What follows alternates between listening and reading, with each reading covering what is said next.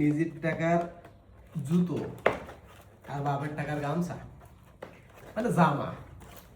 এখন ওই নিজের জামায় যখন ওই নিজের জুতোয় যখন ওই ধুলো পড়তো, তখন বাপের ওই টাকার ওই মানে বাপের এই জামা দে ওই জুতো সাফ করতাম। আজকে তার পরিণতি হিসেবে পাচ্ছি, মানে একটা মাল ডেলিভারি যাওয়ার পরে যে কতটা টেনশন হয়, যতক্ষণ মালটা রিসিভ না করে একমাত্র একটা মার্সেলই জানে যে কতটা পরিশ্রম তার পেছনে করতে হয়। এখন যে অর্ডার করতেছে সে তো মনে করেন অর্ডার করে ছাড়িয়ে দিচ্ছে, মাল পৌঁছে যাওয়ার পরে কি সমস্যার ভাই, মালটা রিটার্ন পেলেন।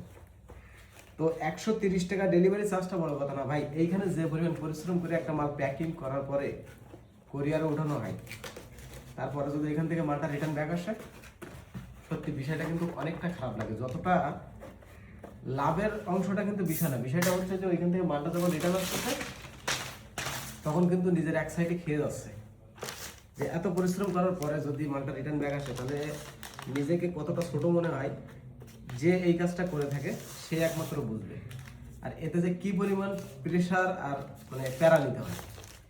তো আপনাদের কাছে একটা কথা বলবো, যে আপনারা যে যেইখান থেকে মালগুলো অর্ডার করবেন, আপনাদের কাছে বিনীতভাবে অনুরোধ, আপনারা চেকিং করে দেখবেন যে মালটা সঠিক প্রসেসিংয়ে পাঠিয়ে দিচ্ছি কিনা। মালটা পাওয়ার পরে কিংবা ডেলিভারি ম্যান ওইখানে না যাওয়ার মানে আগে রিটার্ন ব্যাক করবেন না। আপনাদের কাছে এগুলো অনুরোধ থাকলো আমাদের, ঠিক আছে।